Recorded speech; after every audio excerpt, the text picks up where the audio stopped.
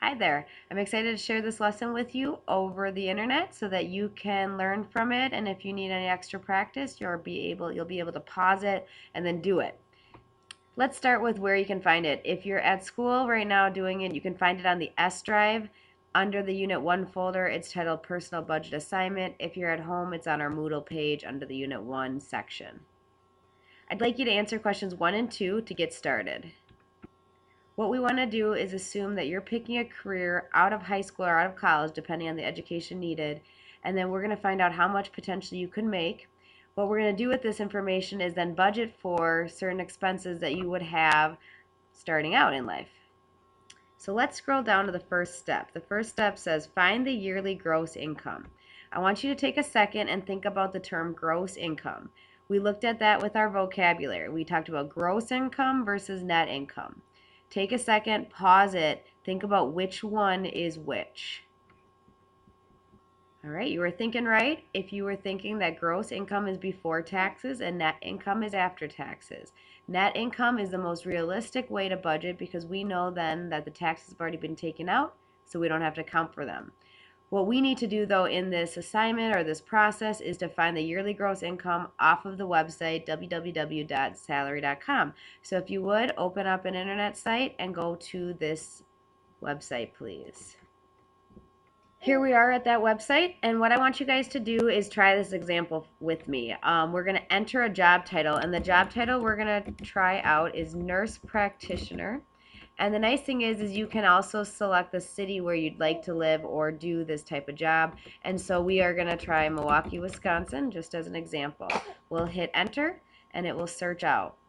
What you'll notice is that it's going to give you lots of possibilities.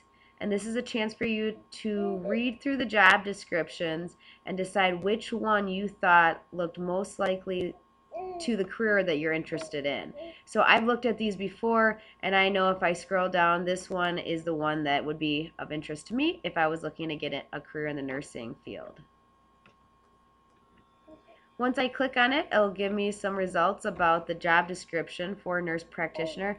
So important at this point to read through this and decide, is this the career that you really want and are interested in?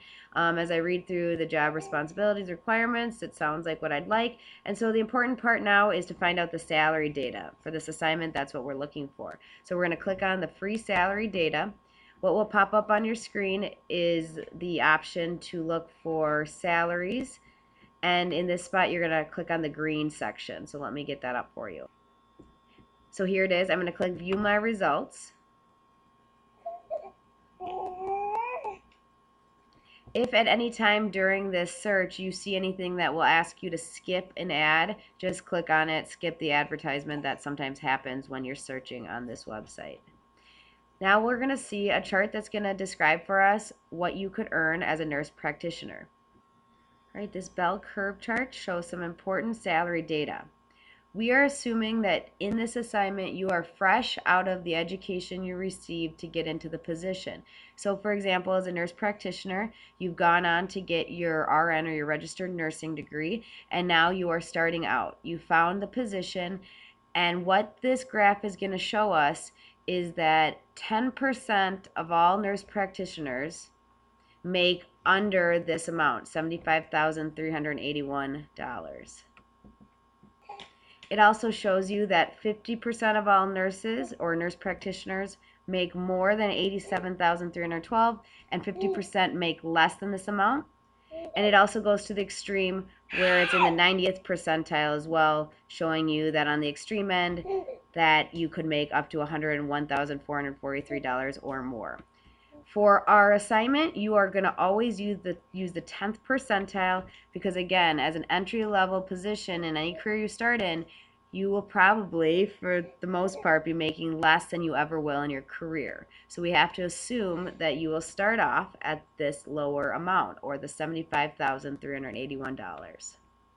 All right, so we've found that information. We have accomplished that first step.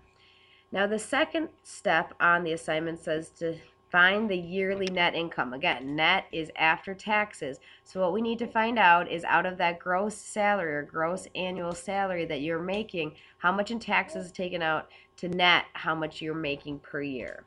So if you haven't already, please go to the website that's listed, click on it, type it in, whatever you need to do. All right, once you type this website in accurately, you're going to get to this website. At the top, it's going to say federal tax brackets.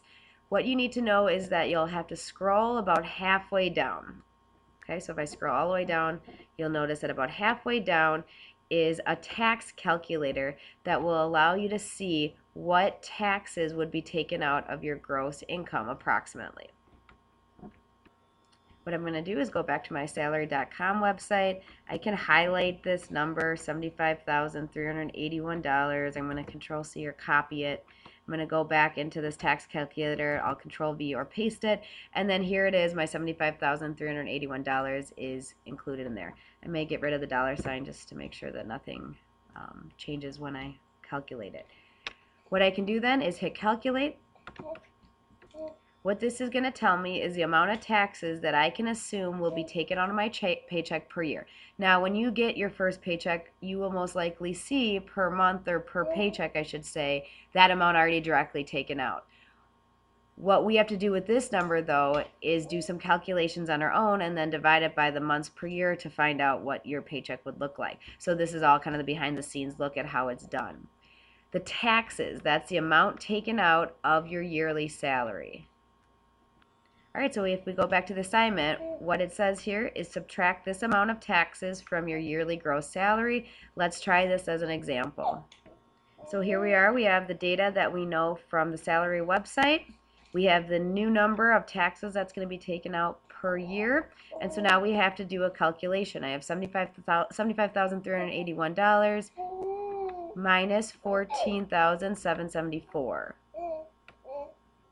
All right, when I type that into my calculator, what you're going to see is your net income per year. $60,607 per year is what you could expect to earn as a nurse practitioner after taxes.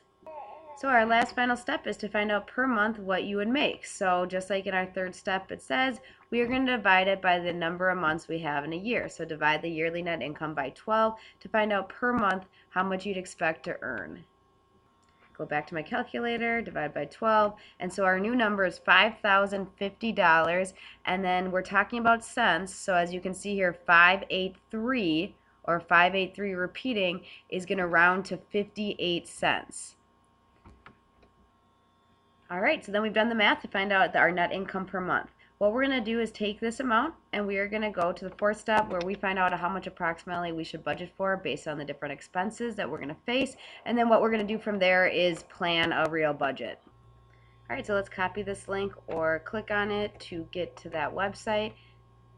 This pie chart is something you saw in class when we watched the video clip about Carmen's budget breakdown. The same information we were given in the video is presented to you right here online. And right here it says total monthly take-home amount. That also is the same as our monthly net income. We're going to include that dollar amount right here. You can't use cents in this and you shouldn't put a dollar amount, so it should just be the number. If your cents, you can round up if it's 50 or over. If it's under 50, just round down. It's not going to really make a huge difference in the percentages that are going to be listed, but that's just one thing to think about. So I'm going to go back to the data that I calculated here. So my amount is $5,050. Again, I could round up to $5,051 if I wanted to. 5051. I'm going to hit calculate. And here it's going to be a breakdown about what I should or I shouldn't, I should say, spend more than these amounts if I want to effectively live and financially be good with the money that I'm earning every month. Great job on this. What we're going to do is take these dollar amounts and pull it into another project where you guys will then budget for each of these. For instance, housing, transportation, food, debt, household, and just see where actually these numbers would lie if you could actually find some accurate information regarding each of these expenses to see if it could fit into your budget. Thanks for watching and have a great day.